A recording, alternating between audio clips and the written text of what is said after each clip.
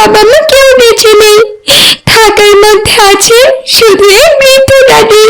দাদি খুব কষ্ট করে পাড়া মহল্লে ঘুরে ঘুরে সুতো বিক্রি করে আমাদের সংসারটা চালায়। আমরা খুব দুঃখে আছি আল্লাহ, তুমি আমাদের অভাব অনটন দূর করে দাও। মাইশা, মাইশা, কোথায় গেলি দাদু ভাই? আসছি দাদি।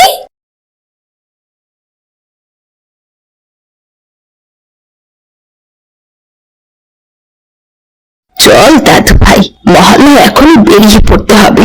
বেলা যে অনেক হয়ে গেল, মাগরিবের আজানের আগেই ঘরে ফিরতে হবে রে দাদু ভাই। আচ্ছা ঠিক আছে দাদি, চলো। এই বলে মাইসা তার বৃদ্ধ দাদিকে নিয়ে সুতা বিক্রি করতে বেরিয়ে পড়লো। সুতা নাও, সুতা রঙিন রঙিন সুতা আছে, যার যে কালারের সুতা দরকার অনেক কম দামে বিক্রি করছি, নিয়ে যাও, নিয়ে যাও, রং বেরঙের সুতা নিয়ে যাও।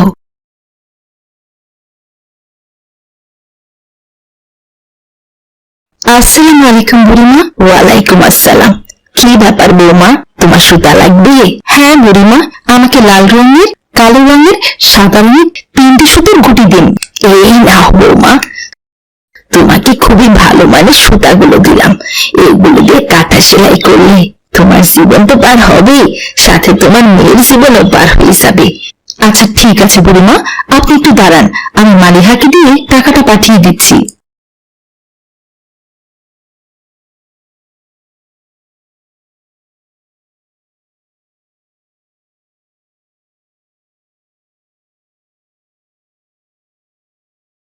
বেঁচে থাকো দাদু ভাই, বেঁচে থাকো, দোয়া করি পড়াশোনা শিখে অনেক বড় হও। এ কথা বলে বুড়ি তার নাতনিকে নিয়ে সেখান থেকে চলে গেল। এভাবে সারাদিন ঘুরে ঘুরে তারা সুতো বিক্রি করতে লাগলো। দাদু ভাই, আজ তো অনেক বড় সুতা বিক্রি করলাম, সুতা তো প্রায় শেষ। এখন আবার মার্কেটে যেতে হবে পাইকারি দামে সুতা কিনতে। এদিকে তো আবার একটু পরে মাগরিবের আজান হয়ে যাবে। বাড়িতে গিয়ে এখন আবার সালাত আদায় করতে হবে। এখন কি করি? দাদিমা, এখনো মাগরিবের আজান হওয়ার 1 ঘন্টা বাকি আছে। আমরা এর মধ্যে মার্কেট থেকে সুতো কিনে বাড়িতে ফিরে যেতে পারবো। আচ্ছা ঠিক আছে দাদু ভাই, চল তাহলে। এ কথা বলে বুড়ি তার নাতনিকে নিয়ে সুতোর মার্কেটে চলে গেল। মার্কেটে গিয়ে বুড়ির নাতনির একটা জামা ভীষণ পছন্দ হলো। বারবার সে জামাটার দিকে তাকাতে লাগলো। আরে বুড়ি মাঝে, এসো এসো, কি আজ সুতো লাগবে নাকি? হ্যাঁ বাবা রহিম, আজ মহল্লার সব সুতা বিক্রি হয়ে গেছে, তাই আজ আবারও তোমার কাছ থেকে সুতা নিতে এলাম বাবা। হ্যাঁ, খুব ভালো করছো বুড়িমা, তোমার ব্যবসা দেখছি তো এখন ভালোই চলছে। হ্যাঁ বাবা আব্দুর রহিম, সবই তোমাদের দোয়া। তা বুড়িমা, আজ কত টাকা সুতো দিব গো? সব কালার মিলিয়ে 1000 টাকা দাও বাবা। মাহেশা, কোথায় গেলি দাদু ভাই? এদিকে আয়।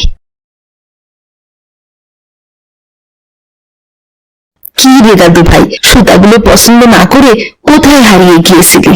দাদি, ও দেখো কি সুন্দর একটা জামা। সামনেই তো কোরবানির ঈদ, আমার তো একটা মাত্র জামা। তুমি যদি আমার ওই জামাটা কিনে দিতে আমি অনেক খুশি হতাম দাদি। কি বলিস দাদু ভাই, ওই জামার দাম তো মনে হচ্ছে অনেক টাকা হবে। অত টাকা কি আর আমার কাছে আছে দাদু ভাই? আমি কি করে তোকে ওই জামাটা কিনে দেবো বল? বুড়িমা, তোমার নাতনি কোন জামার কথা বলতেছে? ওই যে বাবা আব্দুর রহিম, যে জামাটা টাঙানো আছে। ও, ওটার দাম তো 1000 টাকা। কি বলো বাবা, 1000 টাকা? হ্যাঁ বুড়িমা, 1000 টাকা। তবে এক কাজ করো, তুমি তোমার নাতনি যেহেতু জামাটা পছন্দ করছে, তুমি নিয়ে যাও। ওই জামাটা আমার কেনা আছে 800 টাকায়, আমি পাইকারি দাম ধইরা তোমার 800 টাকাই দিলাম। বাবা আব্দুর রহিম, আমি যে প্রতিদিন 1000 টাকা সুতা কিনি, সারাদিনে সুতা বিক্রি করে 200 টাকা লাভ হয়। তাই দিয়ে তো আমাদের 2 দাদি নাতনি চাল ডাল কিনতেই চলে যায়। জামার কিনবো কি করে বাবা? আচ্ছা, মুশকিলে ফেললে তো বুড়িমা। আচ্ছা ঠিক আছে, আমি অনেকদিন থেকেই দেখতেছি তুমি তোমার নাতনিকে কোনো জামা কাপড় কিনা দাও না। সে এক জামা পরেই রোজ দোকানের সামনে আসে। তুমি এই জামাটা নিয়ে যাও, আর তুমি প্রতিদিন যে সুতা বিক্রি করে আয় করো, ওইখান থেকে কিছু কিছু করে টাকা দিয়ে শোধ করে দিও, কেমন? বাবা আব্দুর রহিম, তোমার মনটা সত্যিই অনেক বড়। কি যে বলো না বুড়িমা, মন আর বড় হলো কি করে? আমি যদি জামাটা মাইশাকে ফ্রিতে দিতে পারতাম তাইলে খুব ভালো লাগতো, কিন্তু তুমি তো জানোই ব্যবসাটা আমি নতুন শুরু করছি, অনেক ধার দেনা পড়ে আছে, নয়তো জামাটা সত্যি মাইশাকে আমি ফ্রিতেই দিয়ে দিতাম। না বাবা, ফ্রিতে দিতে হবে না, আমি কিছু কিছু করে তোমার টাকা শোধ করে দেব। আচ্ছা ঠিক আছে বুড়িমা, এই নাও তোমার সুতা আর জামা। আমি তাহলে এখন আসি বাবা আব্দুর রহিম। আচ্ছা ঠিক আছে বুড়িমা, আসসালামু আলাইকুম। ওয়ালাইকুম আসসালাম। এরপর বৃদ্ধ বুড়ি তার নাতনিকে নিয়ে সেখান থেকে চলে গেল।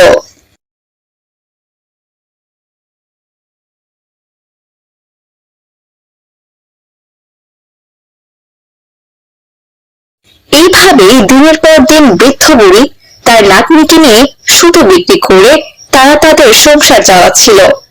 দেখতে দেখতে কোরবানি ঈদের সময় হয়ে গেল। একদিন এক অসহায় মহিলা তার মেয়েকে নিয়ে বৃদ্ধ বুড়ির বাড়িতে এলো।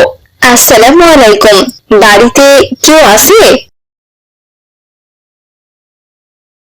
আসসালামু আলাইকুম আন্টি। ওয়ালাইকুম আসসালাম। আমি আসলে একটু সাহায্যের জন্য আইছিলাম। সামনে তো কোরবানির ঈদ, মাইয়াটারে একটা জামা কিনা দিল, আমারে একটু সাহায্য করো মা। মারে, সাহায্য তো চাইলা, কিন্তু আমি কি করে তোমাকে সাহায্য করুম?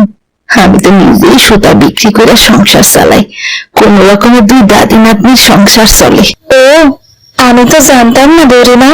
আচ্ছা ঠিক আছে, আমি তাহলে আসি বুড়িমা। আসসালামু আলাইকুম। ওয়ালাইকুম আসসালাম। আন্টি, আপনি একটু দাঁড়ান।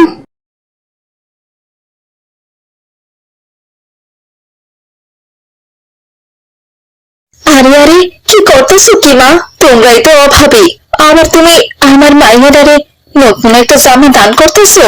আন্টি, আমার এই জামাটা এখনো ভালো আছে, আমি এবারে ঈদটা আমার এই জামা দিয়েই করতে পারবো। কিন্তু আপনার মেয়ের জামাটা দেখে মনে হচ্ছে ও আর এই জামাটা পরতেই পারবে না, তাই আমার চেয়ে এই জামাটা ওর বেশি দরকার। আপনি নিন আন্টি, এই জামাটা ওর জন্য নিয়ে যান। তোমারে অনেক ধন্যবাদ মা, আল্লাহ তাআলা তোমার মঙ্গল করুক। আমি তাইলে এখন আসি মা। এই কথা বলে অসহায় মহিলাটি তার মেয়েকে নিয়ে সেখান থেকে চলে গেল। এটা তুই কি করলি দাদু ভাই? তোর পছন্দের জামাটা ওই মাইয়াটারে দিয়ে দিলি? দাদি, চিন্তা করো না, জামাটা আমার অনেক পছন্দের হলেও কিন্তু ওই মেয়েটা অনেক কষ্টে আছে, ওকে দেখে আমার খুব খারাপ লেগেছে। আমার তবুও তো একটা জামা আছে, কিন্তু ওই মেয়ের জামাটার অবস্থা দেখেছো? পুরো শরীর দেখা যাচ্ছে। একটা মুসলিম মেয়ে এমন একটা ছেঁড়া জামা পরে থাকবে, এটা আমি মানতেই পারছি না, তাই জামাটা ওনাকে দিয়ে দিলাম। তুমি আমাকে বকো না দাদি। দাদু ভাই, তুই একদম তোর বাবা মায়ের মতো। তোর বাবা মাও এইভাবে মানুষ করে সাহায্য করত, কিন্তু আল্লাহ তাআলা তাদের দুজনকে অ্যাক্সিডেন্ট করে ওই পারে নিয়ে গেছে।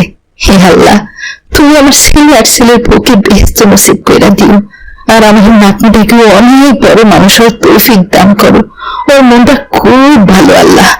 আমি চল দাদু ভাই, ঘরে চল, খুব খিদা লাগছে, দুইজনে একসাথে খেয়ে নেই, অনেক রাত হয়েছে, কাল সকাল সকাল আবার সুতো বিক্রি করতে চাইতে হবে। তারপর বৃদ্ধ বুড়ি তার নাতনিকে নিয়ে ঘরের ভেতরে চলে গেল।